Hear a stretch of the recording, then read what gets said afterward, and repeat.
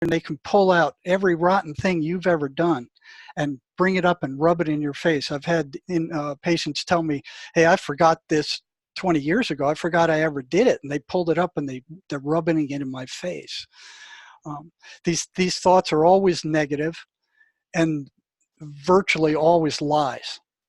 You know, they will lie about everything. You know, they do the same thing to these patients that the Army does to prisoners of war. You know, they constantly hammer at them. They deprive them of sleep. They isolate them. The first thing they go after is the family. They start saying all kinds of bad things about the family or the girlfriend. She's cheating on you, or they don't really love you, or it's a constant flow of negative messages to try to isolate the person. Okay, and they are energetic vampires. They do the same thing to these patients and really to all of us to some degree as we do to cows. You know, you put them out to pasture, they eat food, you know, you bring them back into the barn, you isolate them and then milk them, and then turn them back out again. So you could say that I mean, it's a strange negative symbiotic relationship based on all the prisoners who've told me that these voices would tell them where to get meth, where to get drugs, when to be there, you know, when they ran out of drugs. So these things knew something that they didn't outside their body, and there were so many cases of that. But in the long run, they were destroying the individual. And one thing I haven't fully been able to ferret out is that they, in a lot of cases, they will tell schizophrenics to kill themselves, that nobody loves them, nobody likes them, their life is worthless, just get it over with and kill themselves. And their suicide rate is 5 to 10 times that of the normal population. You know, and what's interesting is so is that of psychiatrists. You know, and they attack psychiatrists at a rate like 5 times higher than regular doctors. Yeah. So once these guys kill themselves, what do these things feed off of? Now, I've heard of several cases where at the last minute that, you know, the voice would say, no, don't do it, but not in most cases. And there was a period of time where I was speaking to the voices, and they told me they were assigned to destroy that particular individual. Right. Yeah. And I've heard of some cases where they weren't doing a good job and they were relieved, and that if they didn't do a good job, they were sent to somewhere called the pit, whatever that is. But whatever it was, they didn't like it much. Yeah. So they're assigned to destroy the individual.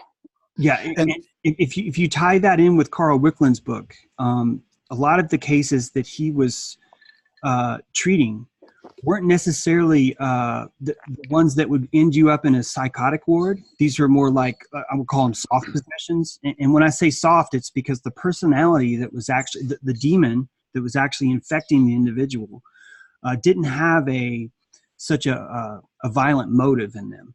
They could even have trivial motives. They just somehow got stuck.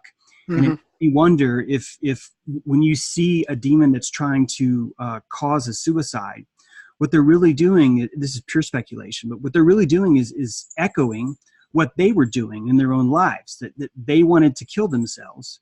And if they thought that their body was now John's body, they're still trying to enact the exact same thing that got them killed to begin with. You know, just to harken back to what Wickland was saying, these demons don't know that they're dead. They don't know that they're actually not in their body. They think that the body that they're in belongs to them, and that's what causes so much confusion. Any thoughts on that? Yeah, I don't know about the suicide stuff. I did talk to some patients who had, for instance, one guy had a motorcycle driver who had been recently killed on the highway, and he was driving his bike past that same area, and this voice said, you know, I didn't know what to do, so I jumped in this other motorcycle driver. Now, he wasn't necessarily malicious. He didn't realize he was dead. He thought he was, you know, this guy, and he was stuck in there. So I've seen some cases like that. But in the institutions I worked at, most of the time it was, you know, it was a struggle. Yeah. They are trying to take over the mind of that individual. and Yeah. constantly driving them to do negative things, negative self-destructive things, and isolating them from others. They don't want any interference. And I don't know anything about, I haven't heard anything about them committing suicide, but one of the things that the patient has to understand, and psychiatry is blocking this, is that these things are not hallucinations, and they're not their thoughts, and they don't belong to them. Mhm. If they can't get that through their mind, if they don't understand that, and psychiatry is blocking this with their, oh, these are mere hallucinations, their chances of recovery are very slim. They Yeah. need to understand that these are enemies, that they don't belong to them. Those thoughts don't belong to them, and that most of those thoughts are lies and they can't be trusted. Mhm. It's Most hard. all of them. It's hard not to imagine that there could be someone or something or some sort of even technology even that's administering these demons to go out and do what they do. As you mentioned, some demons are told they've been tasked with a certain job, and once they finished that job or before they started that job, they were basically trapped in a pit. And not to get too paranoid, everyone, but if someone was aware of this technology, it would be something that they would want to weaponize and to want to use in some way. And it's interesting because if you look back at what happened with Rockefeller at the turn of the century, we had a systematic takeover of the entire medical industry, basically happened within 10 or 20 years. In fact, for $160 million, Rockefeller was able to buy the mind of anyone who would go to school. The compulsory education founded by the General Education Board was a Rockefeller purchase. And right in line with that, within 10 years, he was jumping into the medical industry. He did this through a couple ways. He would buy the local legislator. Basically, he was setting up a club for local legislators that could have basically a centralization that he could control. And then he was sponsoring and putting money into hospitals as long as someone on his team was allowed to have a say-so over what the treatment techniques were being utilized in this hospital. So really, you're looking at an all-out assault on homeopathy and basically any kind of alternative medicine. And what's really weird about this is that it was happening in the exact same time frame where prohibition started.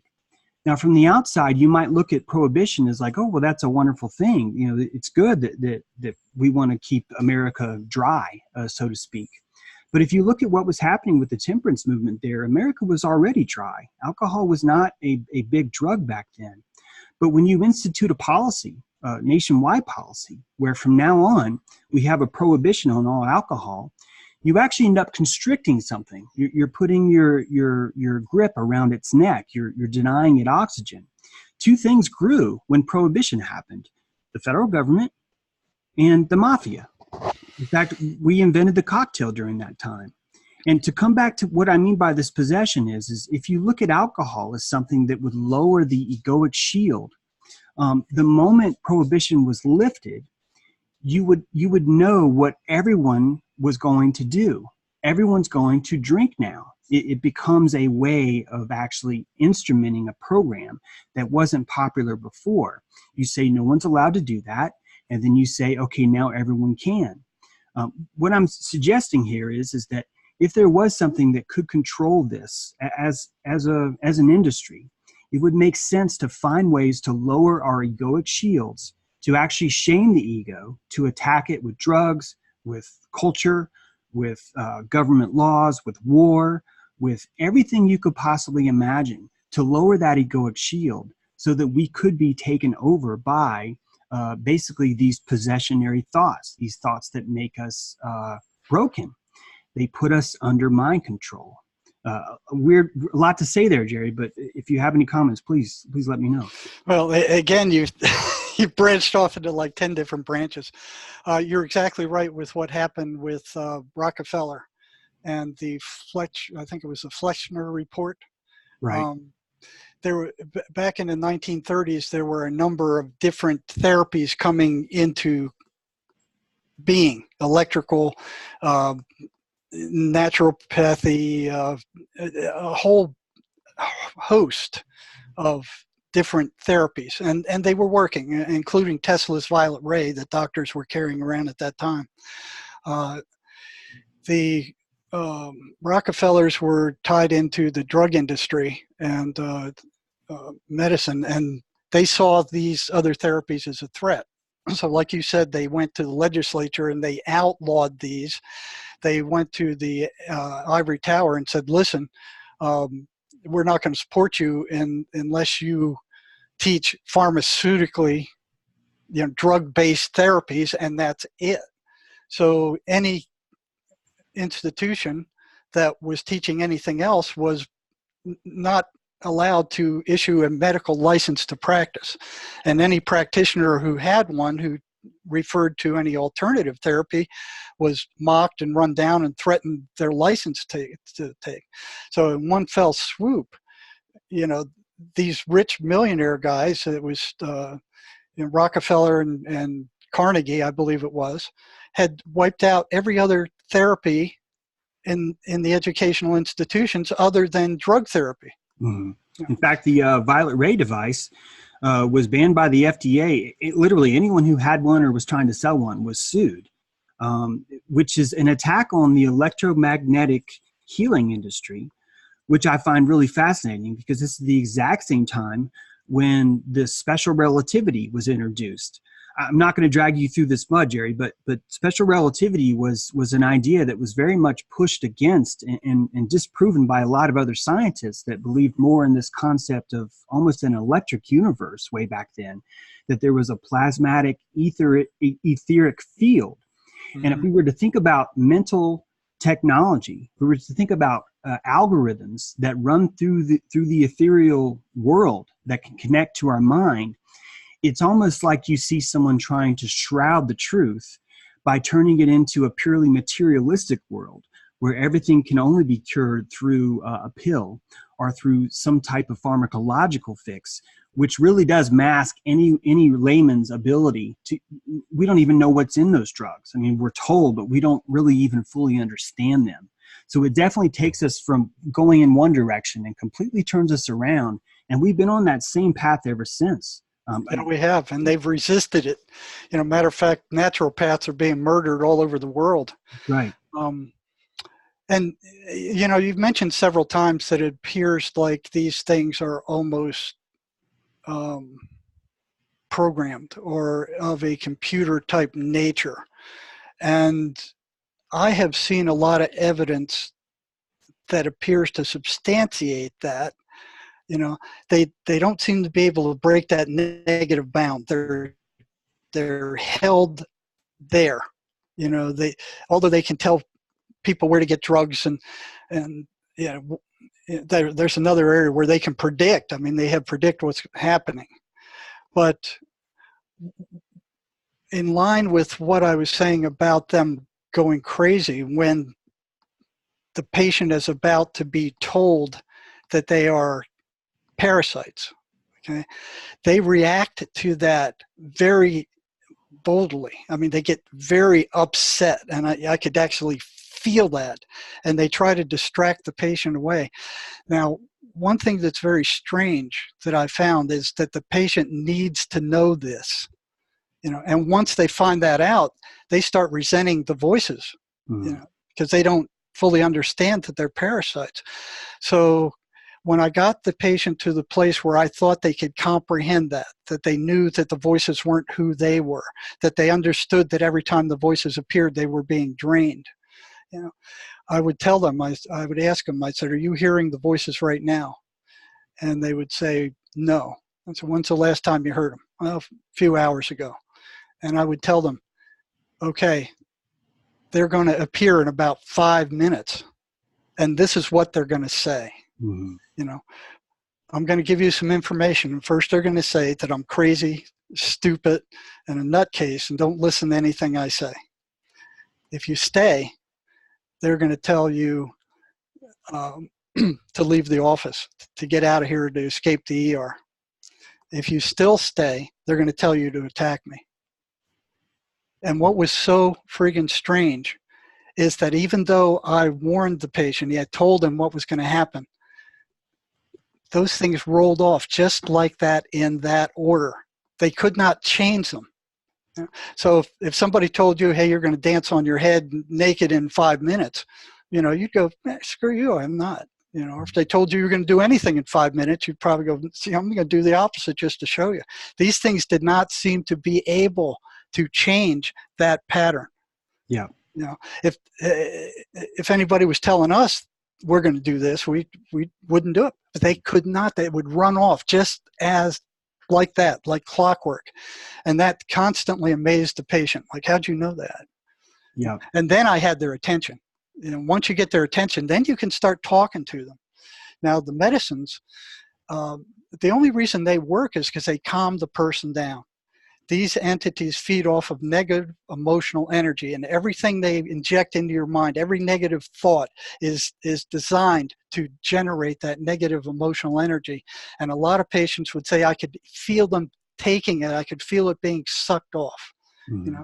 That is their food. That is their energy. That's why they do that. That's why it's all negative. That's why it's horrible. And the only reason those medicines work is because they calm the patient down. They're basically major tranquilizers, which makes it harder for these entities to upset them. Yeah. If you look at what communication is, when we have facial contact, most of the brain is lit up in facial recognition. In fact, your brain burns more calories than any other organ. And most of that is trying to facilitate facial recognition. This tells me that there's actually a telepathic connection happening between us when we share. And the reason why I'm bringing this up is because if you imagine one person in a very sad mood and another person in a very happy mood, and let's say that person in the happy mood is a child and they smile, that smile is transmitting some kind of energy that is going across the room to the person that's sad, and they are going to now feel happier. Now, there's no way in the world that any of our modern materialistic science is ever going to be able to document that. They're not going to be able to say, this is what is happening on this level. I think it's because we're ignoring the ether, but I'm trying to keep that out of our discussion because it's not even something that you may even subscribe to. But my point is that there is some sort of energy that's being transferred between people. We know that. We can prove it. We just can't measure it in the way that the people in the white coats want us to measure it before they will tell us that it's real. And that really comes back to this mind control where the person with the white robe is almost like a voodoo priest, where he's telling you what is reality. And if he doesn't deaconize that reality, we are forced to not believe it, which, coming back again to this psychic attack, if you do not believe something, you are realistically having horse blinders on, where for the rest of your life, you're not going to be looking at that. Well, that's exactly right. These guys come out of medical school and they go, okay, we know what reality is now, and we're going to tell you what it is. And, you look at what happens to these people when they go to a psychiatrist. Mm-hmm. They're walking along, all of a sudden they start hearing these voices that, some of them think everybody hears these voices. They tell their friends, and their friends think they're weird, start backing away, and hey, this guy's possessed. They tell their family gets all upset, and then they start isolating. They start getting agitated and irritable and cranky and acting out and threatening the family. Family takes them to a psychiatrist. Psychiatrist says, "Oh, you're hearing voices. Okay, you're crazy. You're a lunatic. It can't be fixed. Imbalance. Yeah, you're in balance. It can't be fixed. There's nothing we can do. You got a chemical imbalance in your brain. You got to take these awful pills for the rest of your life." And there is no other solution. There is no. What you're hearing are hallucinations. Mm-hmm. And that was one of the biggest things for me to get at, because at the state hospital, these guys have been drugged so badly for so long, and if they talked about the voices, they would be drugged more. Mm-hmm. So they would be drugged until they shut up. So they stopped talking about these things. And if they even felt that I thought they were hallucinations, which I did for a long time, they would just shut up. Yeah. It was only when I started giving them the benefit of the doubt that they started talking a little bit about that. Mm-hmm. Now, one thing I did before I came on is we have a group of schizophrenics that it's like a support group. There's probably probably 67 or 80 people in there. And I put out a note. I said, what do you want the audience to hear when I do these lectures? What do you want them to know? And only one answered. And none of the others countermanded what she said. So here's what she said. She said the most important thing for them to know is that the voices are not hallucinations, but are in fact malevolent, demonic entities that audibly terrorize people and feed off the extreme negativity they cause. Additionally, the rest of the public is also being affected by them, as in my case, she says, as they can influence us by inserting negative thoughts into our minds and pushing destructive desires, habits, and addictions in an effort to destroy our lives. And then they can again feed off all the chaos they produce. They are parasites feeding off the strife they orchestrate from behind the scenes by negatively influencing humanity. Lastly, I've personally found success with a version of Sherry's That's a Lie program. Now, you ought to interview Sherry. She's my cohort. She's my right-hand woman. I mean, she's been there. Okay, yeah. So I've only heard these things once, and that was a real learning experience. But she struggled with them for years. So if you get her on, she can tell you the inside story. Because I've been, for the most part, looking in and watching, but she's been there. So I'll give you her address. Yeah, you've also felt that you've really bared the brunt of the worst of the worst too, yes. because of all your experience. Sherry has a great interview. It'll definitely be linked in here along with Jerry's with Freeman TV. Really, just a great expose on that. Sherry more goes into how to release these guys, how to basically she's plucking them from the bush and sending them on their way, which is very similar to what that guy Wickman was doing with his life. No, Wickman was doing something very different. What Sherry was doing was starving them. Okay, so her That's a Lie program, almost everything they say is a lie. Or it's disguised as a lie. In some cases, they can do no supernatural stuff, like they've told prisoners where to hide, where to go, where the loot was in houses, where the drugs are. I mean, they know stuff that the patient didn't know. Now, what Sherry's program does is actually starves them, because you have to buy into their lies to be upset. Their lies are designed to upset you. Like, you're no good, you're rotten, you're stupid, you're never going to make anything of yourself. Your parents hate you. Your girlfriend is just faking like she likes you. I mean, it's just constant things striking at your vulnerable parts. And if you've been traumatized, they are aware of that. They can smell trauma like blood, and they'll go in there and they'll start picking at that trauma, saying it was your fault, you did this. So it's constant negative lies. And what Sherry does is she found that virtually everything they said was a lie, and if she countered that and said, that's a lie, that's a lie, that's a lie, they couldn't get a grip. They were like fishermen that were just throwing in the bait and seeing if you bite. And if you bite, they hooked you. And if they hooked you, they generated the negative emotional energy that they feed off of. And what they do is they kind of wire buttons, where you say somebody pushes your button, they wire those buttons to where they can push it and it upsets the person, and then they feed and they pour gasoline on those traumas. So it's very important that those traumas are brought up and healed. Right. If they're not, they'll keep hammering at them. Now, I've heard of MK Ultra that they do have that skull to voice technology, but back in my day, nobody ever heard of that. I'm not even sure they had it back in the 70s.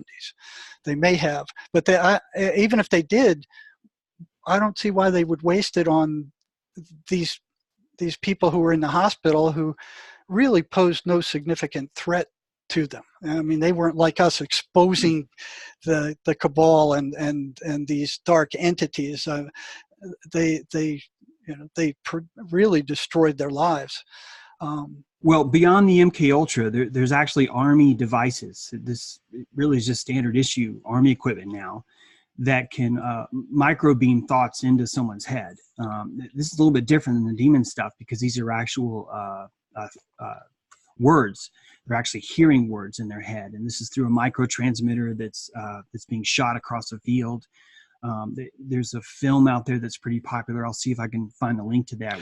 Well, I've heard they can do that. One of the things that kind of bothers me about bringing these truths out as to what is really going on inside the mind of the schizophrenic is that they could take that information and that they wouldn't normally have and make it mimic what I'm saying these things are saying, which would make that technology even more dangerous because then it would actually mimic schizophrenia.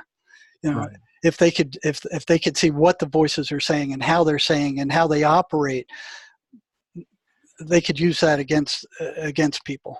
Another difficult thing, because it's almost going to be impossible to really isolate it, is that okay, so right now we have something called cymatics. You can play a sound and you're not going to see the pattern, but there's actually a really beautiful pattern that can be formed in different frequencies that are played.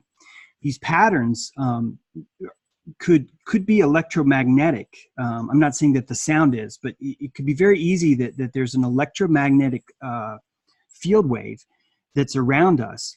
And if you were to stimulate the brain in the frontal cortex, it's going to get feelings that are much more closer to something that might be joy.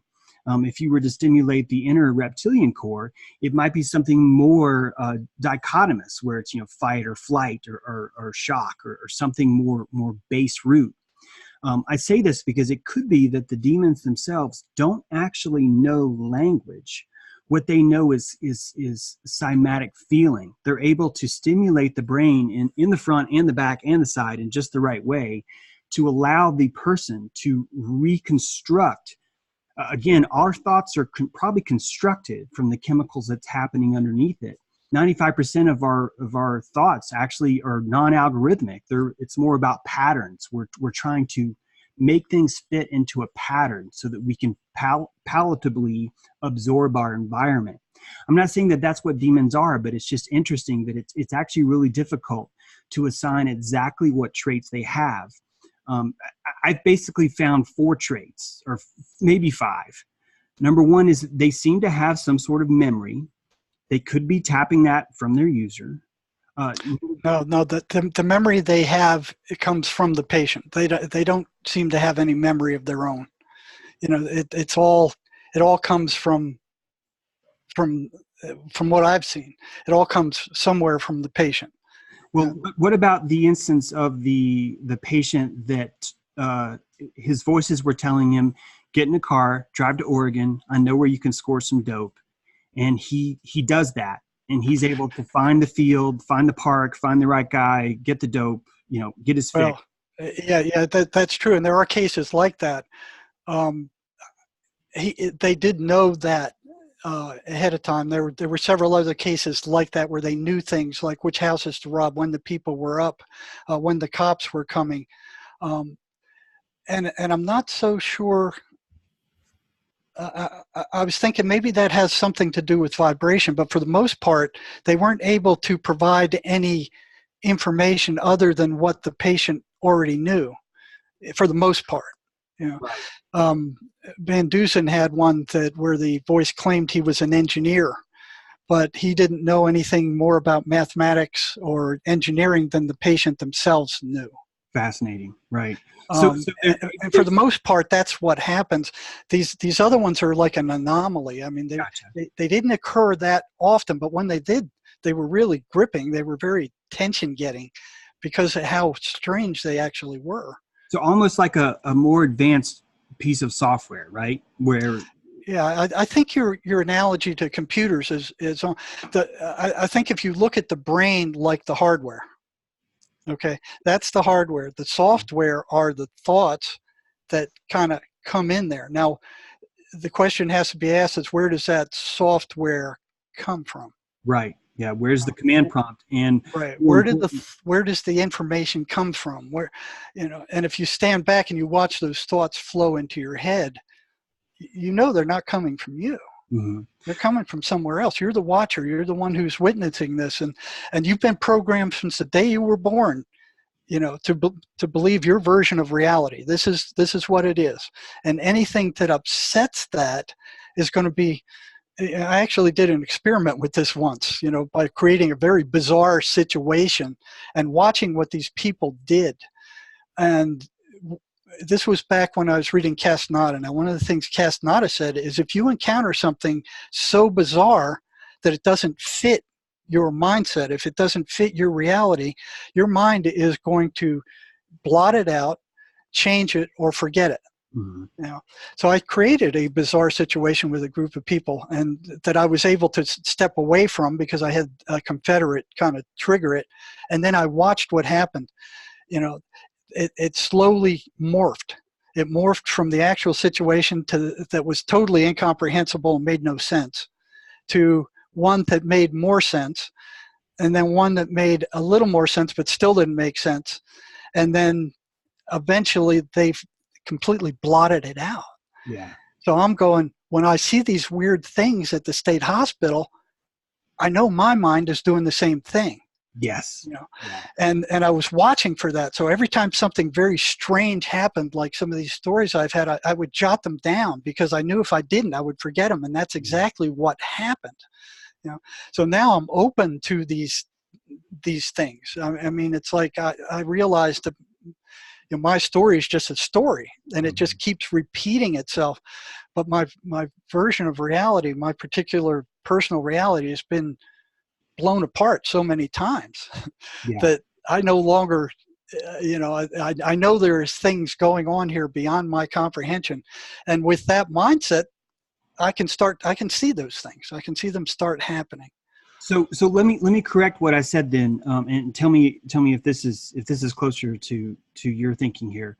For the most part, demons do not have any kind of memory per se. They're basically jacking off the the possessor's brain. They're utilizing that technology. They're not right, and they're using their memory against them. Gotcha. So they'll go in there and they'll pull up every rotten thing they've ever done and rub it in their face. Mm-hmm. They'll tell them all kinds of rotten things about them. One of the classic earmarks of them is they're constantly saying negative things about the person himself and others around them. Mm-hmm. And virtually all of that are lies. Yeah, and that's how you would blanket into. Yeah, and that's how you would blanket depression or anger or distaste. It's right. Forcing you to focus. Where if you're going out for a walk, all you're going to see is dog poop. Like that's a great example of that. On the negative. Yeah, it's a filter for the negative. It's actually maybe even rewarding the brain in some way for finding things that are negative and trying to create a pattern where you kind of fall into that. Yeah, they call it negative gravity. Once you get there, it starts drawing in more negativity. And I want to say on negative gravity that sorry to interrupt you, but that directly ties in line with what's happening with our media right now. Mm-hmm. What's happening with how we're being reported on. All of these things are stimulating the exact same thing, but on a mass scale. Yeah, you look at the news, it's negative, murder, killing, and ask who controls this stuff? Who controls this stuff? By the time a kid gets to be teenage years, he's seen 30,000 murders on television. Yeah. And then they wonder why, kids are violent. And then you got these violent video games where they're killing people. Yeah. And they say, I saw it the other day on television. CNN said, there's no link between violent movies and actual violence. That's crap. Mm-hmm. It's total bull crap. And they're protecting that. And they're transmitting this negativity and this fear constantly. And people are buying it, and they're generating this negative emotional energy that these entities feed off of. And every single movie that you see, anything that involves Hollywood and demons is always a terrifying ordeal. It's putting you into that shock state where, again, your egoic barrier, your shields are down, and it's going to be that much easier. From my age with Poltergeist, with Exorcist, these are like some real life mental programming, priming to allow for things like this to happen. Back to the demon thing with the first, because I would love it if our readers could actually have some characteristics of all these. So we know that they function off the memories of the person, of their host. Secondly, would you agree that they don't actually show any kind of signs of aging, or more importantly, a temporal timeline? It's going to be really hard to answer, Jerry, because as long, they're going to know what you're thinking. So, as you progress, it might look like the demon is, but from what I'm reading, they don't actually have like their own personal history that they can build from. No, they don't. They don't have a personal history. They don't appear to age. They don't seem to be affected by time and space. Exactly. I think that's really important. Because after I get these characteristics out, I want us to talk more about this software thing, and just see where that takes us. I'll move on to the next point, but I might have interrupted you. Did you have anything more to say about age? Well, one thing that did pop to mind is that with regard to time and space, the voices that I studied while I was working at Central State Hospital were saying the same exact kind of things that 2,500 miles away in the prison that the criminally insane schizophrenics there were hearing. It was the same stuff. Wow.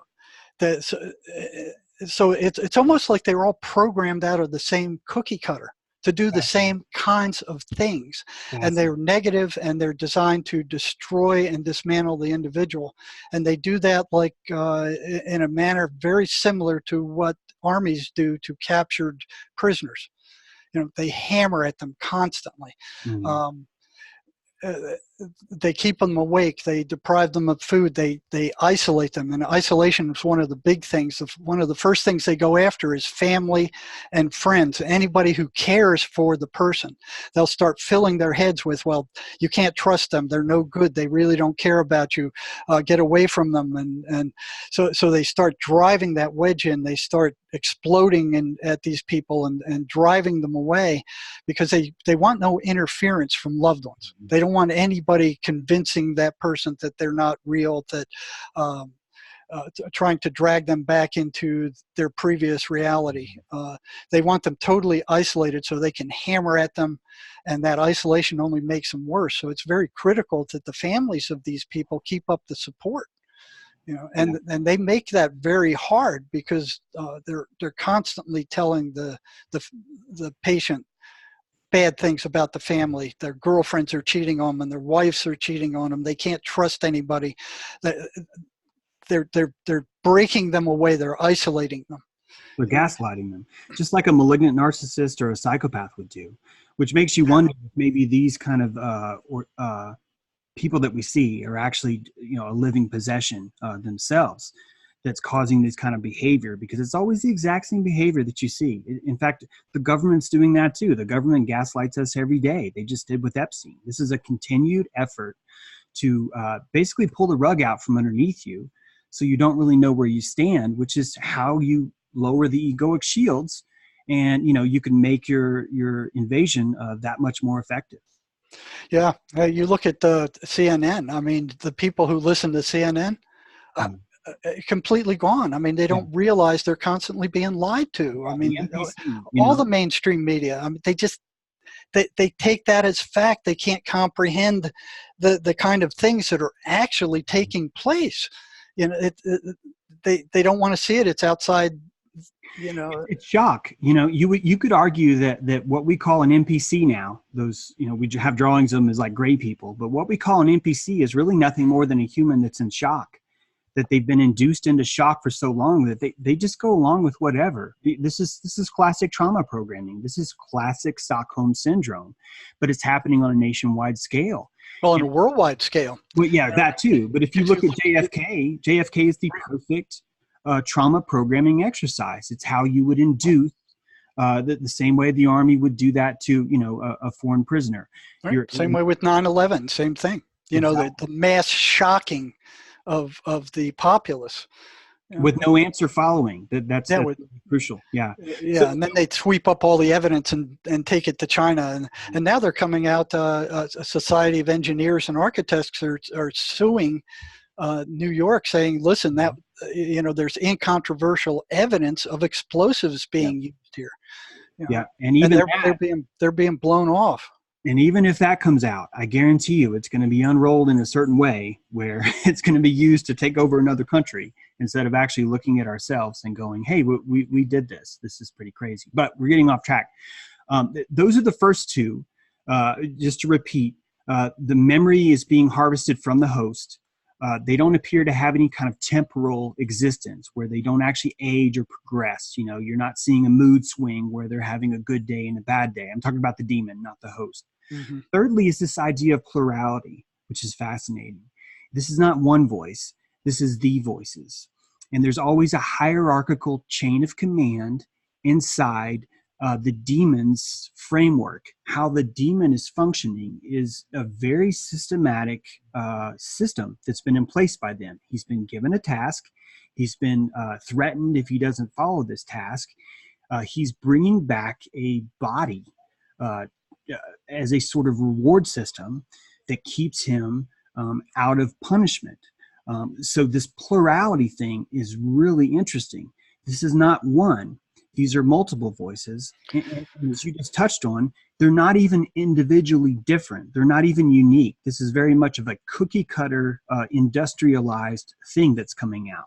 Well, to some degree, they are unique. There are male and female voices. You know, they do have their own kind of personalities, and they're always negative. And let me see, what did you say about? Well, do they have names? Like Yeah, you have to ask them their names. They do have names. One of them, I remember one patient asked their names, and they said they were Legion. Now, there are times where there are hundreds of them screaming at the patient, you know, and those guys get really upset. I mean, that's really hard to have hundreds of them screaming in your head at the same time. Now, Emanuel Swedenborg said that they are not just singular voices, but they are groups of voices speaking as one, which I found fascinating because until I read that, they were, you know, I experienced them. The patient would say this is this voice, and this one's this voice, and this one says this, and this one said that, and you know, they are recognized in a lot of times as individual entities that are attacking the person. But most of the time, it's a plural attack. Would you say? Sometimes it is. Most of the time, it's one or two or three or four that are there. Now, as far as the hierarchy, there was a period of time where I would actually bring the patient in and actually speak to the voices. And one voice told me that, yeah, they were assigned, that they do have another level over them, and that if they don't do a good job, they're taken there and thrown into the pit, whatever the pit is, you know, but they are punished. They're punished if they are found out, you know. So when I started speaking to them, they were found out. And so by recognizing a demon inside of somebody, that demon has failed, right? He has failed, and that can be used against them. Now, what I also found out was that they were told by their higher ups that they didn't have any light within them. Yes. That if they didn't do what they were told, they would cease to exist. Mm-hmm. And what I would do at that time when I was experimenting with this, I'd say, well, let's go see. Let's go look within you and see. And I would imagine like traveling down into the darkness, and I'd ask the voice, do you see any light yet? And well, no.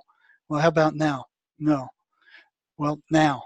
Yeah, okay, I see a dim orange light. And I'd say, well, your bosses told you didn't have any light. Wasn't that true? And they went, yeah, and they got angry. Yeah. They've got furious. And that surprised me, that they would get furious at that. Yeah, well, anger is a healthy reaction to injustice, which kind of shows you more about their own nature a little bit more. Yeah, but you talk about injustice. There was nobody as unjust as these things were, you know, and it just surprised me that once they saw that they had light in them, that they would tear into their uppers. It would cause a huge disruption there. Now, what I also found out was that they were told that the light would burn them, that it was bad. Mm.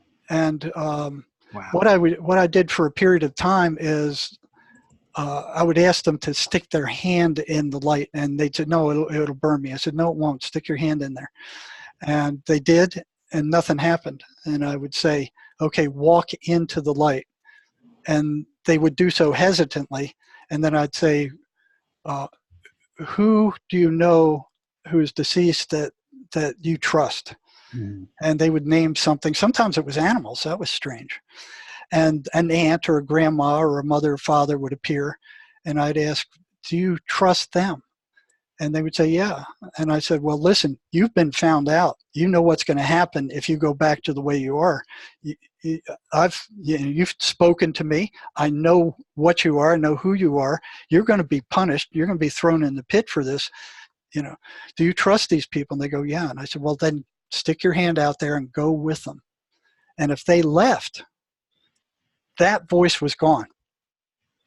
You know, and sometimes I had higher voices, you know, in the echelon, maybe the next level up, that I'd do that with, and they would not enter the light. They would not do it. They would not go there. But if they did, and Wicklund, I think it was Wicklund, was doing basically the same thing. He would administer static electric shocks to drive these things out into his psychic wife, and then she would talk them into the light, and then they would be gone, which makes me wonder what would happen if the Tesla ray was used, the static electric shock from the Tesla ray. Because one of the things I started out doing after I read Wicklund was kind of thinking, what can I do in the prison that would administer something similar to a shock that I wouldn't get fired for? Mm-hmm. And I thought about that for months until I saw a rubber band sitting on the secretary's desk.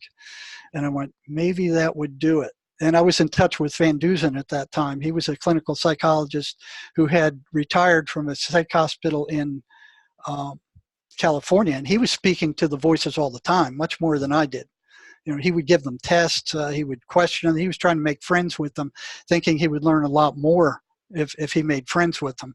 It was the opposite. You know, you learn a lot more by trying to destroy them, because then you see what they're really capable of. Right. But taking one of the things that I found was I would hand out the 23rd Psalm. One patient, one prisoner told me that when he repeated the 23rd Psalm, it was akin to poking the voices with a hot stick. They hated it. And that was unique information to me. And I went, okay, well, anything that works, I'll try. Mm-hmm. So I started handing out the 23rd Psalm, and it was upsetting the voices. I got a lot of feedback from psychotic prisoners saying they don't like it. They really don't like it. Mm-hmm. And but then the voices would get them to lose it, or forget to repeat it, or distract them. Mm-hmm. So I handed out that rubber band, said, put it on your wrist, and every time you start hearing the voices, snap that rubber band and tell me what happened. They would come back and they would say, yeah, that shut them up. It shut them up for up to a minute, enough time to remember to repeat the 23rd Psalm. Mm-hmm. You know? So when the chief psychologist found out that I was handing out the 23rd Psalm, I was ordered to stop that. When he found that I was handing out rubber bands for them to snap, I was ordered to stop that. Of course. So everything we were finding that worked, I was being ordered to stop. You know? And in the state hospital, I was ordered by the psychiatrist to stop asking patients about their hallucinations, because I was only making them worse, that I was reinforcing their voices, and they were getting worse because of that. And that happened more than once. Yeah. So I had to be very careful at the state hospital, because one of the underlying rules was you don't upset psychotic prisoners. Mm-hmm.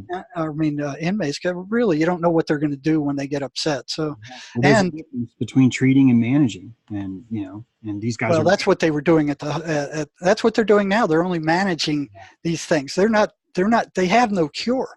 Mm-hmm. They don't believe in the voices until they realize that these voices are not hallucinations, that these things actually exist. They run consistent, persistent, repeatable patterns, that they're never going to find the cure for paranoid schizophrenia, mm-hmm. which is it's on one of the top 10 maladies of the planet. Yeah. And all they're doing is drugging it and making a fortune while they're doing it. And there was a Professor Kermal Ermark, watched a shaman he's in Pakistan, I think it is. And he published a journal article saying, hey, I've watched this shaman cure schizophrenics. You know, the medical establishment might want to look into this. Yeah. And man, he was attacked every way, up and down, by all these academics, by doctors. They attacked the journal. They attacked the journal publisher, saying you're bringing us back to the Stone Age. I mean, they were just cruel with what he did. And there was one professor who was a professor of philosophy or something in one of the big universities in England, like Oxford or something like that. When I read her comments, I wrote her back and I said, you don't know your ass from a hole in the ground. You've never spoken to a schizophrenic. You've never been around one. You'd have no idea what's going on. You know, I can tell by what you wrote that you know, this is a bunch of horse crap, you know. And I just blasted her. I said, here I am, you know. Yeah. Well, the term quack was actually developed during that Rockefeller time when it was alternative medicine, and that's right. That's how you shame. This is why they say things like toxic masculinity. This is why they say things like white supremacy. All of these are meant to shame or curtail a solution in between two towers, and those two towers are the industry that we see now. So to divide people, to keep them separated, to keep them at each other's throats constantly. I mean. I want to go back and ask if you have anything else to say about this real specific idea you mentioned about that these demons, they would get so angry when they found out the truth about light that they would go back to maybe even attack their higher ups. Do you have any more information about that at all, about their higher ups, about just anything you can say about this chain of command structure? Not a lot. I know it exists. I remember one patient where we got rid of two voices. Okay, so we walked them in the light. They were gone, and then all of a sudden I felt that icky electrical feeling, and I said, "Who's that one? Where'd that one come from?" And they said, "Well, that's their boss, and he's pissed off." You know, so the boss entered the host, the victim's body, along with the subordinate demons. Yeah. Well, the subordinate demons were gone, but this one came in. Oh, gotcha. Okay. And then I could feel it. I mean, I could feel that icky electrical feeling, and it was pissed off. Wow. You know, it never communicated with me, but I knew it was angry. Did the patient's demeanor also change? In addition to you feeling an electromagnetic difference, I assume you saw. No, other than saying it's a different one. You know, this one's their boss. Gotcha. And he kind of seemed surprised because he hadn't experienced that one before either. So there does appear to be a hierarchy. And I heard one account where the patient, it was a female and it was a male voice, and that one wasn't doing as much damage as it was supposed to be. And it was relieved. It was taken away and replaced by another one that was nastier. And was it told you're being relieved? Yeah, it was taken away. Yeah. Wow. That was the only case I've heard like that, though. That was, you know, that was it. If they fail in causing sufficient destruction to the person, they're relieved and taken to whatever this pit is that they really didn't like that place. Yeah. Whatever it was. Great segue, because that was my next thing. Before I go on, though, I'll just say it's whenever you can distinguish the shape of the predator in the trees, like from the movie, when you get an idea of what its shape is like, you really have won the battle right there, because you know exactly who the enemy is. And it sounds like this is exactly what's happening here. Yeah, they don't want you to know that they want you to think that those thoughts are your thoughts. Mm-hmm. Exactly. That this is your mind, and that it is out of control, and you're starting to lose your sanity, and that generates a massive amount of anxiety and fear, and that's what they feed off of. Just like they only want you to know that the false flag shootings are caused by crazy people that shouldn't be trusted with guns, instead of by maybe some covert program that's trying to install fear on purpose, so you'll enter into this same shock state. It's the exact same framework. I'm not saying that they're related, but they certainly could be, because they're using the same plays. Mm-hmm. Now, back to this pit thing. because I found that fascinating. I was a software engineer long before I was a writer. In fact, when I left that wilderness camp, I went into the business of the internet and publishing and self-taught software programmer, done some AI work, even worked with some autistic kids by developing them an interface. This idea of a pit reminds me of the Linux shell. The Linux shell is I can open up my computer and I have a black window with a dancing cursor. And out of that cursor, I can invoke, this is so weird, but I can invoke a daemon. It's called D-A-E-M-O-N. It's a ghost of something that looks like me. What I mean by that is that I can assign it tasks. I can say, hey, daemon, I want you to open a browser program and go to ebay.com and do a search for Big Wheel and find me every auction that's being sold where someone's selling a classic 1977 Big Wheel for sale, because I want to stock that auction. So I can create an army. It's never one. I create a crone. I call on crone to create these demons. She creates an army of them. They all have the exact same task. And it never really matters to me, the programmer, if that demon lives or dies. All I really care about is what they're going to bring back to the system. And when we talk about everything that you've described, sounds exactly like that. And then when you say the pit, it makes me think about what actually happens to an algorithm. When I invoke a spider to do these things, it's coming out of a pit where nothing was existing before. It's running through a program and doing the best it can. And if it fails that program, it will be destroyed. It will return to the pit. Can you give us any more details about the pit? Like I would just love to download everything you've heard about this pit. Well, yeah, all I know is it exists because they've mentioned it so many times. Now, Sherry, who you ought to interview after me, who's experienced these things, she has the same basic idea you do, and I agree with that. These things are somewhat robotic. You know, they say the same things over and over and over again, and you know, they'll switch to a different track. So she was telling me one time where they were telling her all this rotten stuff about herself, and she's going, I know that's all lies, you know, get out of my face, leave. And they actually said, well, then what about this? And they took a different track and then started telling her other rotten stuff about herself. So it's almost like, okay, if that program didn't work, we're going to run this one.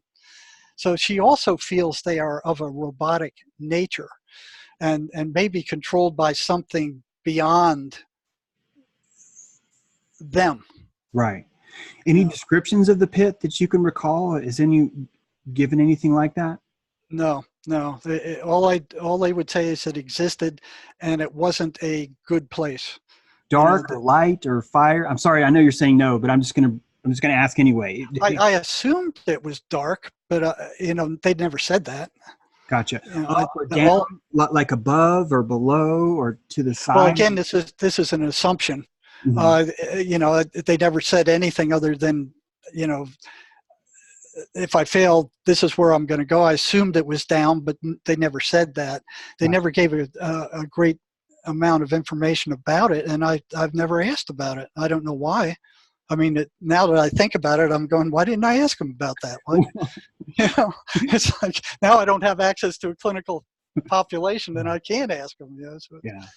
Well, it's fascinating but you definitely agree that multiple demons tell you there's a pit. This is definitely something that's a shared commonality with all of them, that they all fear this pit, and it's definitely a place that they don't want to go.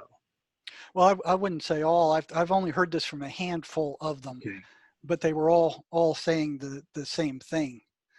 Now, in the face of all this kind of programmed stuff, remember you brought up before that they knew things that didn't match that program. So what I did is I got the account of one schizophrenic gal that wrote me, and you know, after she saw one of my videos and said, this is what I'm experiencing. Have you experienced anything similar? Now this is what she writes. She said, sorry, this is a pretty weird message, and I can't make any sense of this myself. 1 year ago, I started hearing a voice in my head. He could talk to me, make me feel like he was poking me with needles or cutting me with a knife. Food started tasting like shit and water like piss. He could totally control everything I could imagine. So it seemed like a black magic trick. But then things started to go more weird. He told me that he's been harassing me my whole life, um, and I started to realize that I had in my past really weird moments. Like at one point in my life, I had every day a headache that always ended at 12 o'clock. I had a lot of itching, which didn't make sense. I'd done many embarrassing things that I hated, and so on. My every device and my friend and the voice family devices had some sort of virus which shouldn't exist. I'm not clear on exactly what she's saying there. The voice told me that it would be nice if my mom would make some pancakes. In no time, my mom called me and asked if I wanted to come eat some pancakes. The next day, she said to me, we should go get some candy. I needed to take one lady to the pharmacy, so I said to him that we're not going to stop. Well, this lady wanted to go into the candy shop too, and indeed we bought those candies. There were free fidget spinners in the shop, and I put one in my bag. After at the end of the day, it was all in pieces. The voice said to me that this guy is going to say such and such, and the guy indeed did say such and such. I did something very embarrassing in front of my mom. The next day, my mom didn't even remember that something like that had happened. So I have read a lot about black magic, and many people have had those weird moments where two persons saw the same weird thing. Like there was a couple, and one had problems that modern science would label as mental illness, and one point, all their flash bulbs shattered at the same time. I don't know what that means there. There was a woman whose stomach was very swollen for reasons, and there were many witnesses. So can black magic cause all these issues? I understand that you could like torture someone with it, but how he can predict what someone is going to say or what's going to happen, I don't understand. It doesn't make any sense, like he's God or something. Maybe I'm dealing with a demon, I don't know. And she asked, have you ever heard anything similar? And I told her about the one prisoner where the voices told him where there were marijuana fields several hundred miles away, and he went up there and he found them. There were others that told prisoners which houses to rob and where the loot was and where to go hide and where to get more meth when they ran out. Now, in the long run, all these things were destructive to them, but you know, this kind of face of the, there's this big body of evidence that they're kind of like programmed entities. This kind of flies in the face of that, and I don't know what to make of it. I really don't. But they do know things that the patient himself did not know. Now, although this is speculation, but if two demons could share data between themselves, some of those cases that you described could be explained. In other words, it doesn't require a malevolent future time reader demon. Instead, it requires that two different demons are sharing data from their host, so that the one that is making cookies is communicating to the one that's in the daughter, saying, hey, why don't you go have some cookies right now? That there could be some kind of etheric information exchange there. Any thoughts on that? Well, there seems to be some kind of information exchange, but what I've found, and I was curious about this, is that these voices in one patient's head do not communicate with the voices in another person's head. Now they'll communicate with each other. So if there's like 5 of them in there, they'll talk to one another and say, well, hey, she's doing this now, and she's doing that now, and look what she's doing here now, and oh, she's stupid, or maybe we ought to murder her. They'll talk to one another and kind of plot, like they're plotting to, and the patient can hear them plotting to kill her. well, we're gonna hang you, or we're gonna have you step in front of a car, or, and here's these plots going on that the patient is actually listening to. But there was no communication between the voices in one person's head and one and another. One interesting case that I need to work up is one where there were, two schizophrenic people. One was a girlfriend and a boyfriend, and they were both hearing voices. And the interaction between them. I know I have notes on that somewhere. I need to work that up. Now, I did work up a case where, it's several pages long. If you want, I could read it, where the voices virtually took over this person. Mm-hmm. So it would actually be bringing the audience into like working with what it was like to work with one of these guys. It'd probably take a while to get through, though. Probably 10 minutes or so. I don't know if you want to do that or not. Well, I'm going to let you make the call on that because I don't know what it is. But it does sound like you mentioned the couple, the boy and the girl. They had a relationship, and that there was some sort of maybe some quasi communication happening between there, and that their voices weren't in communication with each other. So the voices in one person's head weren't talking to the voices in the other person's head. Talking, but it sounds like you've given a few examples where one voice inside of someone's head is actually able to access information that is inside of another voice's head. And that's why we're seeing these like predictive things where it's like your mom's going to call you and ask you if you want this, or we're going to go get some candy. Yeah, I remember one page. This was the same guy with the marijuana fields, where the voices warned him when he was out on the prison yard. They told him that guy over there is going to assault you. And he paid attention to that. And then it was a day or two later, he was in the bathroom and he'd just taken a shower and his head was soaking wet, and he had his comb and he was brushing his hair back and whipping water back out of his hair. That same guy walked into that bathroom, and as he did that, he hit him in the face with the water, and the guy did assault him. So I think at some level, they are able to, at times, communicate with probably certain vulnerable people, mm-hmm. Or people who are on their same frequency, to get them to interact like that. Now, if they can convince the person that they know this kind of stuff, that's pretty powerful. Yeah. And lots of times they'll say, well, we can make that beneficial to you too. We can tell you where the drugs are. We can tell you, matter of fact, I remember one, this was a real interesting one, where this guy was a prisoner, and he went into the strip joint, and the voices were telling him which girls that he could have sex with, in this bar. And he took one home, and apparently she liked to be, the voices picked her out. And apparently she liked to be suffocated while they were having sex. And he strangled her to the point where she was unconscious. And the voices were telling him, to do that.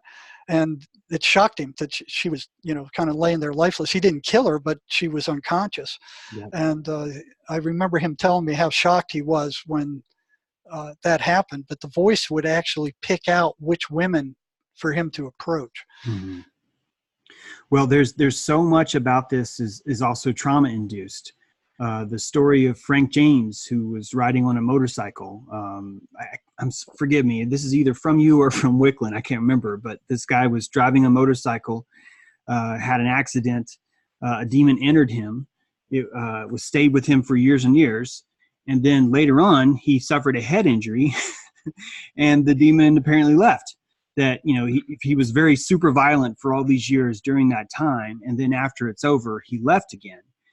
Plus, let's add that to all these stories where we hear, or a lot of the documentation where someone's put under anesthesia and they're actually waking up now with some kind of entity inside of them. Mm-hmm. Yeah, I've heard of that too. Yeah. Now, one thing interesting with regard to that shock stuff, when at the period of time when they were giving these electroshock treatments at the state hospital, they were using those not to cure anybody, but more as a control, because once you run 450 volts of electricity through somebody's head, they stay stunned for a good while afterward. And they were using it to keep control. The most violent patients were being given those shock treatments. And I watched one once, and it was horrific. But what I did notice is that the voices disappeared for a short period of time after being hit with that much electricity. They would vanish for, up to a day or a few days before they came back. So it makes me wonder, Wickland was using static electricity. It makes me wonder what effect Tesla's violet ray, the static electricity from that, would have on these entities. Whether it would drive them out, whether I think Wickland said, one of his patients said it was like the voices were experiencing a lightning storm, a painful lightning storm, and they would leave. And the rubber band, when the inmates I was working with snapped the rubber band, it stunned these things. And the patient told me it hurts them a lot more than it hurts me. Yeah. And some of them would come back with their wrists swollen. They hit that rubber band so many times.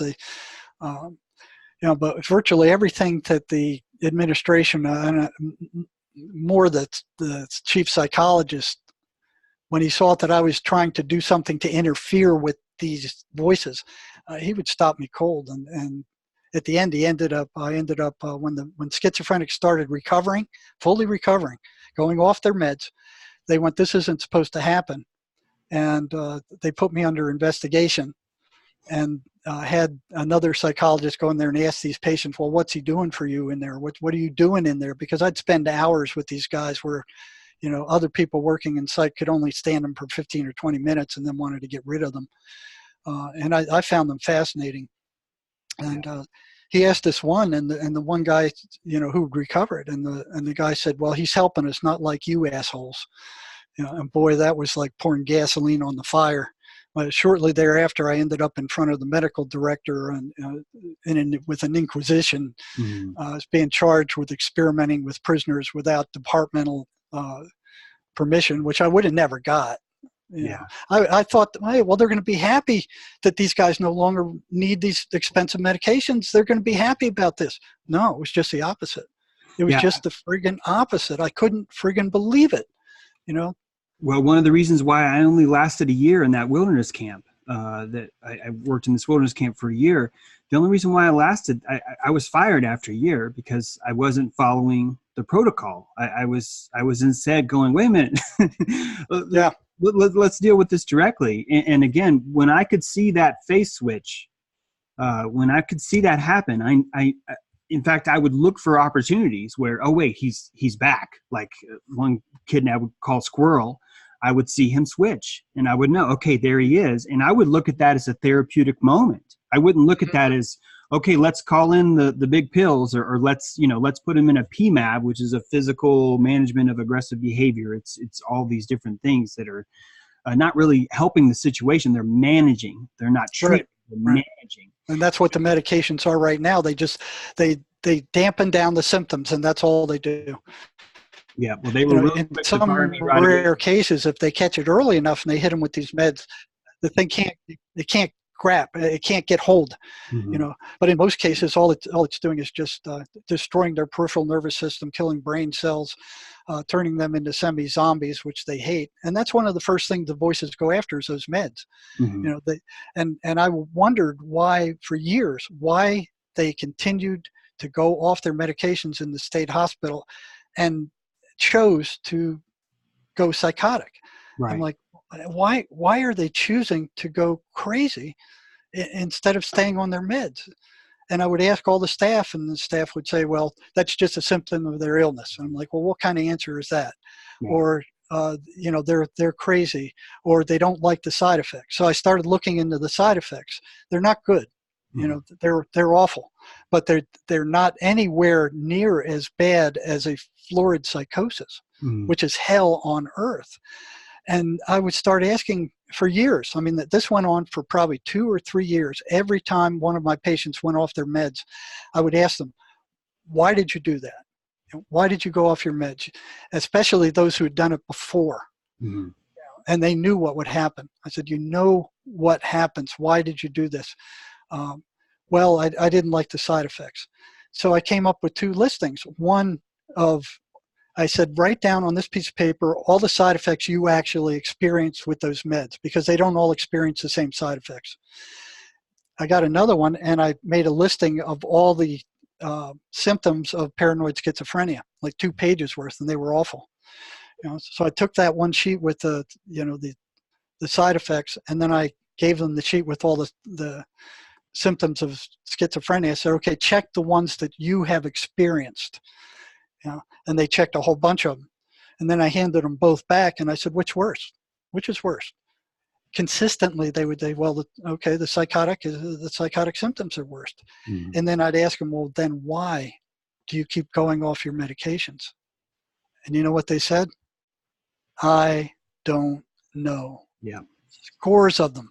Scores of them, over and over and over again. This went on for years, and I felt like a broken record.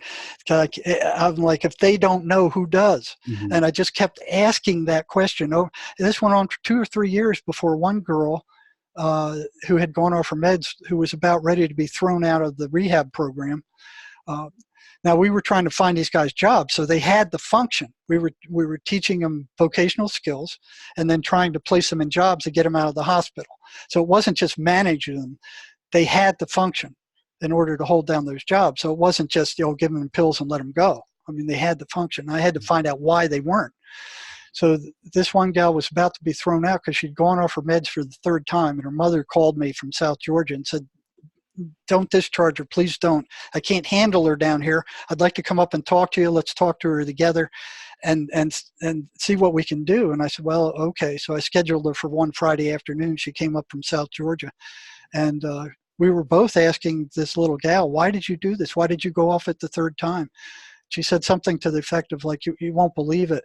And I said, well, I've heard a lot of strange things when I'm here. Go ahead and try me. And she said, the voices told me they were poison. Mm-hmm. That the psychiatrist was trying to poison me. And then click, a lot of things made sense. The assaults on psychiatry in the state hospital were 5 to 10 times higher than they were on any other staff. They were equivalent to attendant staff that were around these people 24 hours a day. And psychiatrists only spent 15 or 20 minutes a month with them. And I'm kind of going, what is a psychiatrist doing to piss these guys off in 20 minutes that are causing them to be assaulted at this incredible rate? Yeah.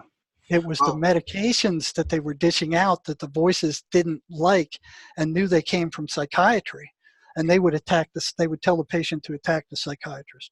Yeah, the truth movement calls that being over the target. Those who are attacked the most are the ones that are the most threatening to the paradigm that's over them. One thing that everyone agrees, whether you're an NPC that's kind of locked in the system, or you're someone that's looking into demonology and etherics, is that insanity is caused by some sort of nervous system change. And so if we look at ourselves as electromagnetic devices, it would seem to be a good, smart way to start to unravel what's happening here. And then when you add that to Tesla's violet ray... Well, you know what? Sherry's looking... Go ahead. Yeah, that's why I'm curious about the violet ray and the static shocks. But Sherry contacted, and we both spoke to him, some scientist in India who came up with a device that can measure the energy in a room. Wow. And it's like $3,000 or $4,000 for this device, but that's something that probably could measure the change in energy of the person and actually show hard data that their energy level has dropped once these things attack. Right.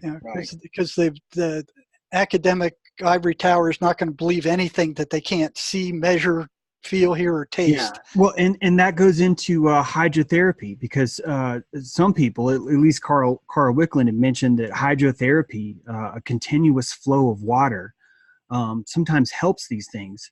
I'm not suggesting we waterboard patients. I'm talking about just water therapy in general. And it's interesting because so much of water has these effects electromagnetically on our body too. It's an ionization type phenomenon that's happening. There's a lot to that. And so even if you look back at what we've been trying to do in the past, there's always these similar kind of things that, in my opinion, hint that this is an electromagnetic issue.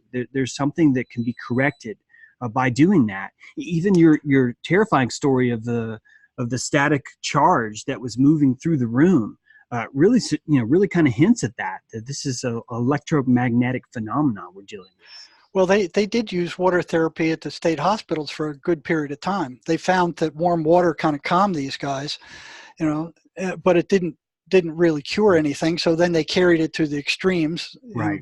They started with the fire hoses, and they would hose them down with fire hoses, and then they would pack them and keep them in a tub for sometimes 24 hours in a tub of water, only letting them up to go to the bathroom.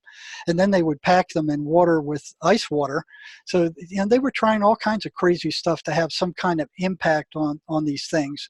And they did find that warm bath water did calm them down. And I've heard from some spiritual sources that they usually attach in the back of the neck, and if you run warm water there, they don't like it, or it kind of loosens them, but it's not enough to really drive them away. It's more like they just don't like it. That's interesting, though. That's really interesting. I don't want to get too religious here with everybody, but I've got at least a dozen Bible quotes here that are directly talking about Jesus casting out demons and basically being a necromancer. About 23, I think. So it never ceases to amaze me that, the U.S. society, the country, who's a Christian society, has completely blown that off. It doesn't exist. It's like they totally ignore it. 23 times it appears in the Bible that Jesus drove these things out. Mm-hmm. And the person returned to normal. And now it's like, oh, no, that's not scientific. We're not going to listen to that. It's like, what's going on here? Well, it definitely makes me think, wait a minute, baptism involves water too. Back when you didn't have a violet ray device, maybe this water therapy was really the only way to do that. I personally, my next book is loosely called The Technology of Belief. And I really think that this has a lot to do with it, is how we approach these things or what we're thinking, what we're believing inside. Toxemia, sorry, I'm waiting for a truck to drive by.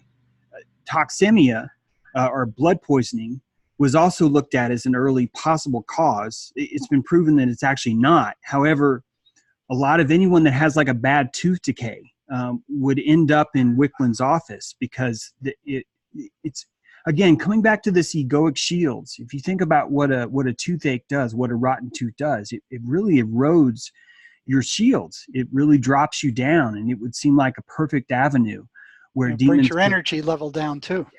So that it would open you up, open your doors up, basically, to another form of attack. So much. And that's what I see with a lot of schizophrenics. If you go with the prisoners, they would do all these horrible things. I mean, I wouldn't look at their records unless I had to, because it would bias me. Yeah. But the ones I did, the schizophrenics, I mean, they would do these horrible things, and then I would look in their background, and the trauma that they faced growing up was horrendous. Mm-hmm. It was absolute. They were burned. They were tortured. They were neglected. They, not all of them, but a great number of them. So there was that damage there. Mm-hmm. And it seems like these entities were like sharks smelling blood. They could smell that, and they would move in. Yeah. And if you look at both world wars, if you look at any kind of armed conflict like that, you're basically inducing that trauma that's going to last for not just a lifetime, but it's going to be epigenetically installed. You're going to have kids that are suffering from that. You're going to have grandkids that are still suffering from that unresolved trauma. If you were to look at this ritual of circumcision, all of these things would cause this massive psychic trauma that could occur, that could really open us up to really any kind of attack possible. So, mm-hmm. Yeah. I was wondering, do you want me to take you into that one case where they pretty much took over that person, or no? Sure. Yeah. Okay. So this is a write-up from a case that came to I was working psych crisis at Keno Hospital in Tucson. This was on June 7th, 2007. So what I did is interspersed within this story are patterns that these voices run, but I'm going to skip over those and just read the story, and then if we have time, we can go back into the patterns. Okay? Otherwise, it'll break up the story too much. So it's like June 7, 2007 at 9:30 p.m. I was in the Keno Hospital ER reading the admission documentation on a Benjamin Farsi. An hour prior, the police had forcibly dragged him into the hospital ER. The intake paperwork contained a brief statement from his father. It said, "For over a month, my son's been insisting that he is someone else. When I call him by his name, he gets angry and starts yelling that he is not our son. He says he's not Benjamin, but someone called Randall Garland. When I called him by his name, he sucker punched me and threatened to kill the family." I said, I looked over his toxicology report, and he had no drugs on board. And then a nurse came in and said his father was in the waiting room and wanted to speak to me. So I went out there and found the father. He was a Middle Eastern man, kind of balding, dark skin, and his expression looked kind of grave. And I was sick of being stuck in the ER. There was a picnic table outside of the ER, so I asked him, I said, "Come on, follow me out here and let's go sit down." I told him, we sat down and I asked him, "Okay, tell me what's going on." And he had a fat lip. He had a swollen lip. And he said, "Tonight he crossed the line. He sucker punched me in the face and threatened to kill my family." He said, "I don't think he was on drugs because he's been continually locked into the apartment. He hasn't left the apartment. But I know he's been using meth in the past." All right, so right away, here the shield broken down. So he said he didn't know anybody here, and he couldn't have got out without them noticing. So I asked him, when did all this start? And he said, when we were in California. So they were living in California. And he said, "I noticed something wasn't right with Benjamin. He was distant, couldn't hold a job. He got into arguments with all his bosses. He got into arguments with his father." He said a few months ago, his father said, "I found a job here in Tucson and moved the whole family out here." And Benjamin stayed behind with his girlfriend, even though he didn't have a job. And he said something interesting. He said, as we were leaving, he showed the emotions of a dead fish. He didn't seem to care. He was just cold, and when we pulled out, he showed no emotions. Since he couldn't hold a job, he ended up staying in the apartment with his girlfriend all day and while she worked, and then she came home at night, and he had no money. She threw him out eventually, so they were fighting. So his father sent him a bus ticket to come to Tucson, and when he got here, he said he was distant, he was irritable, and they brought him into the house. He started arguing with his big brother Jason, who was a good bit bigger than he was, from what I understood. And when the father tried to get him to help out around the house, he went, "Screw you," he'd blow him off. He wouldn't do it. And then he got really pissed off, and then he started walking up to his father and swinging at his face with his fist, but just stopping short of hitting him, when he got up. And he started doing that over and over and over again. And when the big brothers caught him doing that, once he grabbed him, threw him up against the wall, and said, "If you hit my father, I'll kill you." So Benjamin got in an argument with his father, and his father said he didn't remember what the argument was about, but that when he told Benjamin, "No, you can't do that," Benjamin jumped up, started screaming and ranting, and started yelling that he wasn't Benjamin, that he was Randall Garland, and to stop trying to convince him that he was somebody else, or he would kill his father. So he's like, but since he didn't actually do anything, since he didn't actually hit the father or do any damage to anybody in the family, they kind of blew it off, okay, so he didn't do anything. And I remember him telling me, he said, "I don't know what's gotten into him."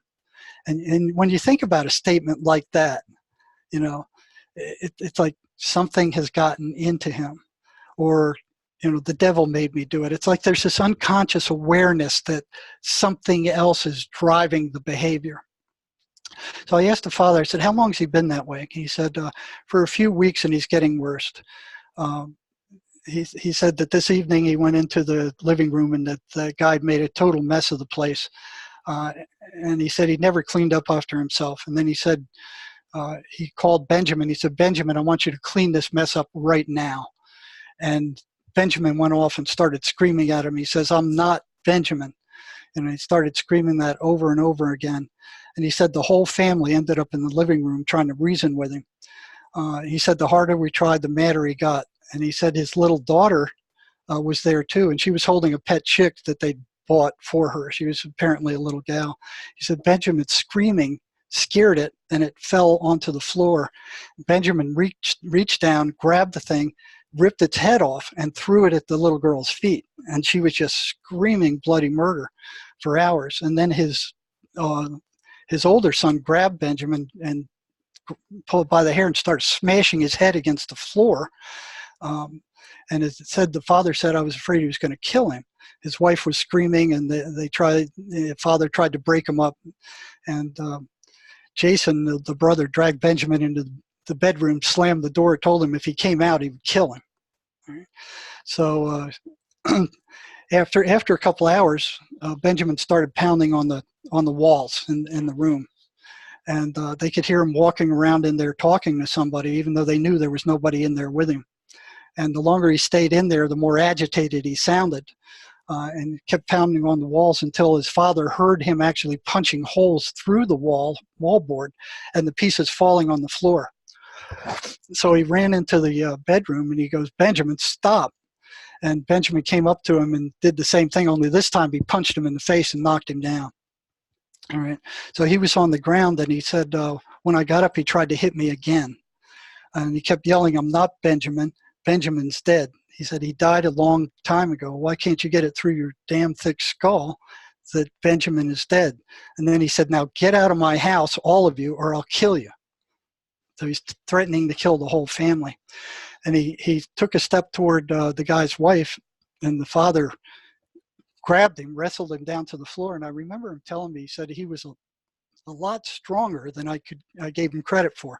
Now that's one thing consistent too. These guys, when they get angry, they are supernaturally strong. I've watched them toss two prison guards around the inside of a prison cell like a bubble gum, and I've got some stories about that that'll send chills down your back. But that's another consistent thing. It's like they get the energy from somewhere else. It's supernatural almost. So his son came in and pulled him off him and started beating him. And he was afraid that the older son would kill him. So he called the police, and he was feeling real guilty about that. I told him, you did the right thing. And then I asked him, I said, have you spoken to his girlfriend? And he said, yeah, I called her the other day and we talked for a good while. And he said, I got her number here. I think it's better if you call her. And he wrote down the number on a scrap of paper. So I sent him back to the waiting room, and I went to my office and called her. And I didn't want Benjamin to see us together because he'd probably go off.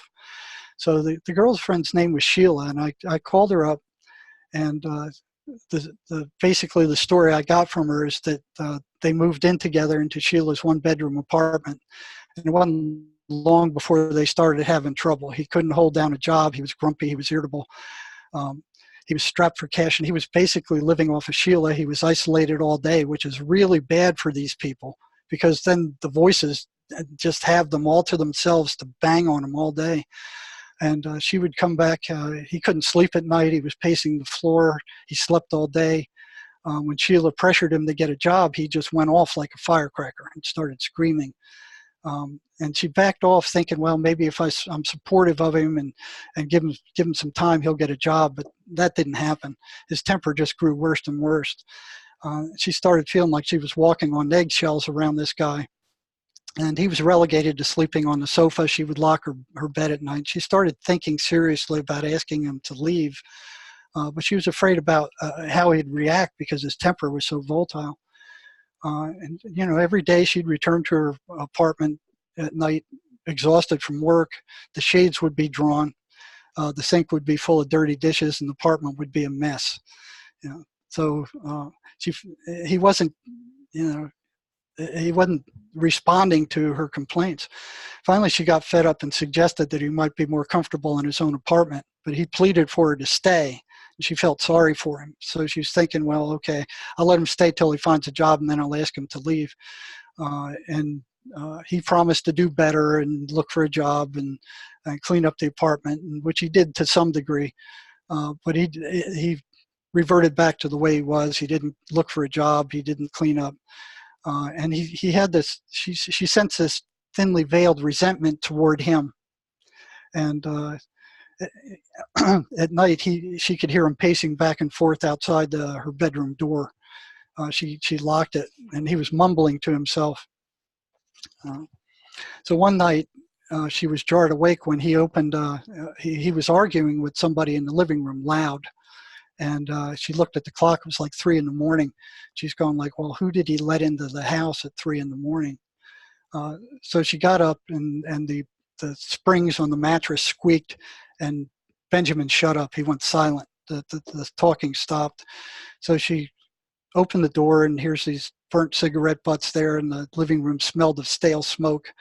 And the television and the radio were off, so those weren't the cause of the voices. She saw that the phone was on the hook on the other side of the room, and Benjamin was standing there staring at her. So she walked across to the TV, and she put her hand on top of the TV to feel if it was warm, and it was off. And she asked him, she said, who were you talking to? And he said, well, the neighbors are fighting again. And she said, I don't think so. It sounded like you were the one that was fighting. And he said, I yelled at the cat. He jumped on the table. So just go back to bed and leave me alone. So after she determined it wasn't coming from the television, she went back to her bedroom and locked the door, and she could hear him whispering under his breath out there, like cursing and whispering under his breath, and he was pacing back and forth. And she was looking at the crack under her door, and then she heard the kitchen cabinet open and shut, and then the front door open and slam shut, and she heard him walking outside. And she's going, where's she going 3 a.m? So she went to the bedroom window, and she opened up the curtain. She's looking out there, and she sees him walk out to the middle of a patch of grass, and he starts slamming his fist he kneels down and starts slamming his fist into that patch of grass. And he's repeatedly doing that until she caught the glimmer of something in his hand, and she saw in the dim light that it was her butcher knife. And this guy was up there jamming that butcher knife, plunging it into the sod over and over again. So she freaked out, and she locked her apartment door, called 911, called the police. And, he came back up, and he started wiggling the doorknob and started yelling for her to let her back in. She wouldn't. She said, go away. I've called the police. You've got problems. Leave here. The police are on their way. So lights came on at the apartment, and he ran. So I pulled Benjamin into my office. I wanted to talk to him personally, and sat him down, said, make yourself comfortable. I asked him, I said, what happened tonight? He said, the police brought me in. He was very calm about that. Police brought me here. I said, why? He said, I got into an argument. I said, with your father? And he screams out, he goes, no, he's not my father. These people have been harassing me for months. They won't leave me alone. They follow me around trying to convince me that I'm their son. They can't get it through their heads that Benjamin is dead. He died long ago. I'm Randall Garland. And I said, well, then who's Benjamin? He said, I knew Benjamin when we were in kindergarten. We were in the same class, but he died in class. I asked him, how did he die? He said, a kid came to our school one day with a gun, and he shot Benjamin in the head. The bullet went through Benjamin's head and killed Marcy. The bullet hit the teacher and stuck in his arm. Marcy and Ben are both dead. And I asked him, I said, well, when was Randall born? He said, June 7th, 1972. And I said, well, when was Ben's birthday? And he looks up, he cocks his eyes upward, and he says, September 28th, 1972. And strangely enough, that matched what his birthday was. And I asked him, I said, well, where was Ben born? He said, San Antonio, Texas.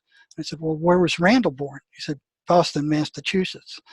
And I said, I'm confused. How did people get so confused about who you are? And he said, Ben and I switched name tags in school. The day he was killed, I was wearing his name tag, and he was wearing mine. When he was shot, he had my name tag on, and they thought that I was Ben, but I'm not.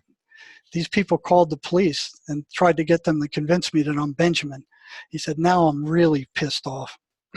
So I had him thrown into the psych ward and locked up there. But this shows you the end result. You know, when they get, that's where they're going. You know, they want that much control. Mm-hmm. They want the victim to believe that they are somebody else. You know? Yep. And I have little doubt that this guy probably would have stabbed his girlfriend had she not locked the door and called the police. Yeah, she kept telling him he wasn't who he believed he Right. was. That wasn't a full. I don't think she told the girlfriend that, but she told the father that. Mm-hmm. You know, but when he pulled out that butcher knife and started plunging it into the ground, she was in grave trouble. Yeah. So this is where it would end up, and I've seen so many in the state hospital that they were so burnt out, you know, that they were just like a hollow shell, like you were talking about. You know, they were just walking around, and they had what they called the Thorazine shuffle. Mm-hmm. So these voices are extremely dangerous, and they don't just hit schizophrenics; they hit us all. You know, everybody's had times where they're walking around, and then out of thin air, here comes this horrible thought that just comes out of nowhere, something that you would never act on, something that just shocks you to the core. Like, how could I possibly have a thought like that? I mean, it's just you're shocked that it even crossed your mind. You know, that's them. Yeah, those are I write about that in the Prana Economy, which is this idea that if you're walking around with this happens to me sometimes. I'll remember something I did in high school, and I'll be like, oh, I'll shock, I'll have a jolt Right.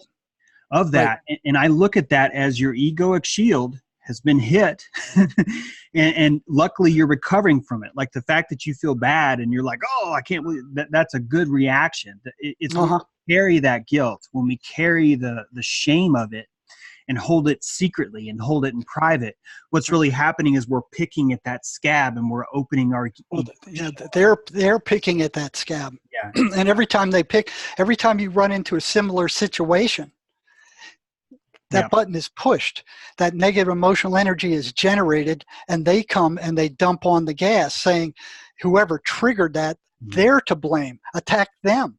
Yeah. And then if you do that, that just intensifies the situation. So they're pushing those buttons and pouring gasoline on the fire to generate that negative emotional energy that they feed off of. And they're doing it to us all. So there's a lot to learn from schizophrenics.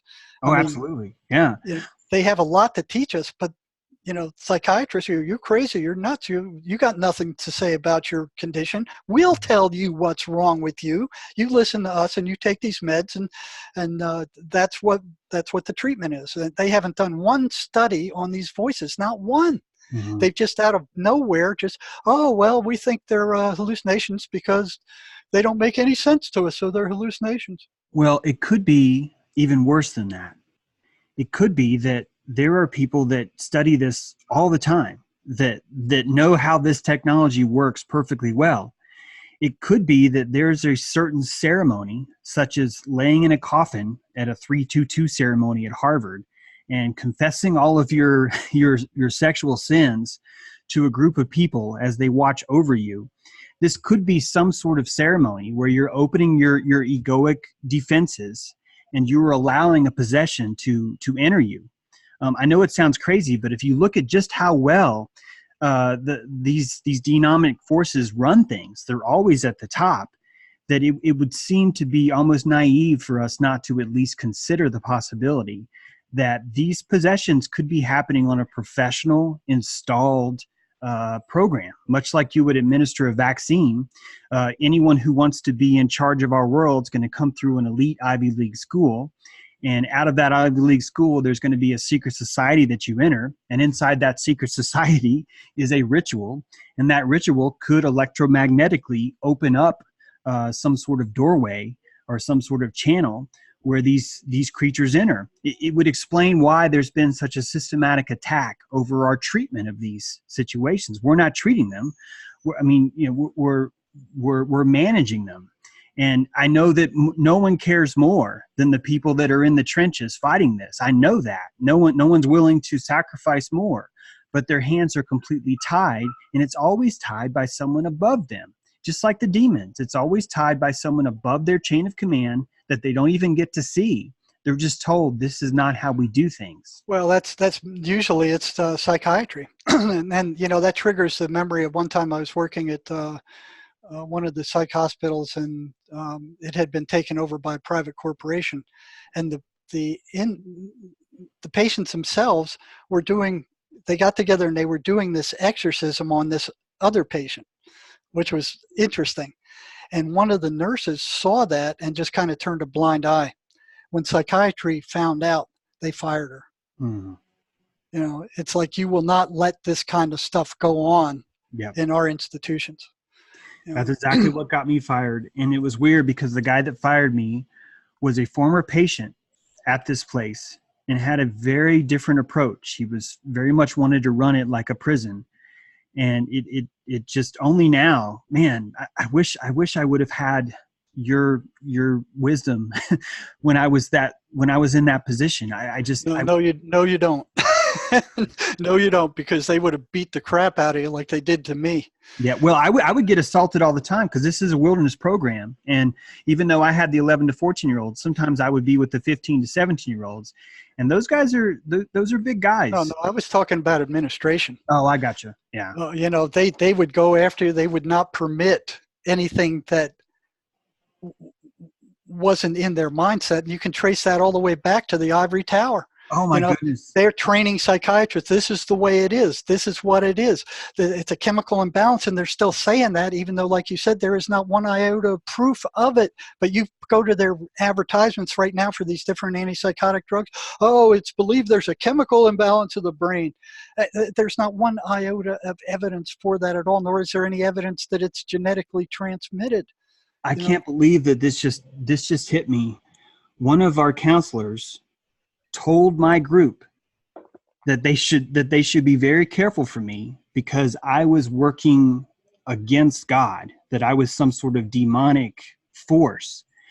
And I hate to say it, but hearing all we're talking about now, it could very much be that guy was suffering his own kind of demon possession, because the fact that he would tell my kids, 11 to 14-year-old, tell 11-year-old that's living out in the wilderness that his only hope, his only safety net is the devil.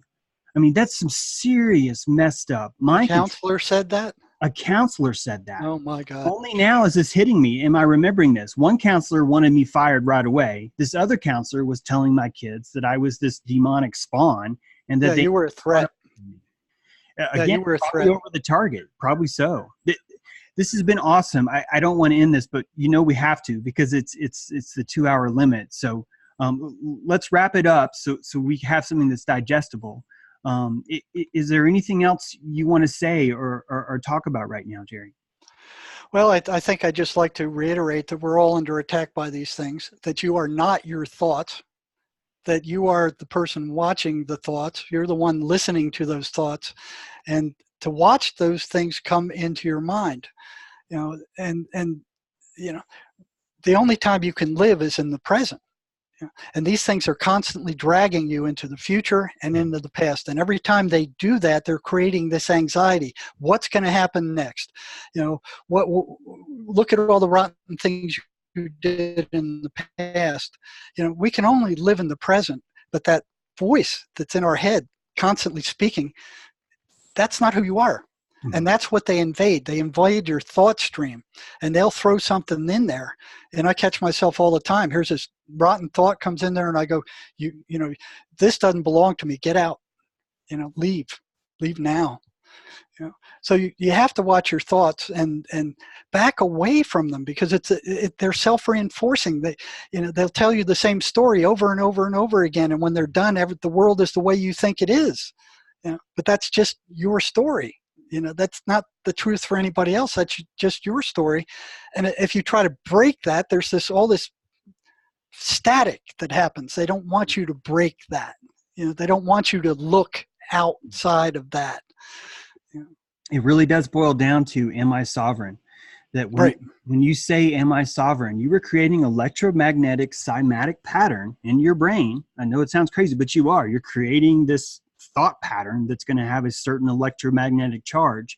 And for whatever reason, that's a built-in walking Tesla violet ray. We never actually explained that. A violet ray is really simple. It's basically a static device that's emanating static electricity. It's no different than when you see that every president goes to Saudi Arabia and touches their hand on this static device and their hair goes up, which makes you wonder about that too, by the way. But we have the power to electromagnetically create the patterns in our brain through our uttered speech, through Psalm 23, through Am I Sovereign? So we have the ability to take this on. It doesn't require a pill that's given to us by someone else. Not that I'm bashing pharmaceuticals, because that's the exact opposite of what I want to do here. These are proven Well, to there's a lot of patients you cannot even reach unless they're on those meds. Yep. You know, you can't even reach them. So once they're on those meds, then you can reach them. Mm-hmm. So the meds are important, but they Yeah. shouldn't be kept on them because they destroy the patient. They destroy their nervous system. They should be used to calm the patient down so you can reach them. Mm-hmm. And then once the voices are taken on, then they need to be taken off. So, you know, there's so many I couldn't reach unless they were on meds, and several I couldn't reach even so. I mean, they were so far gone, they were unreachable. Yeah. I think right now the newest wave of this that's happening is people that feel like that they have an implant that's been placed inside of them. I only say this because I've been getting a lot of these people that contact me personally, and please everyone know I'm not a medical whatever. I have no experience at all except for what I told you. I was even fired, so that should show you.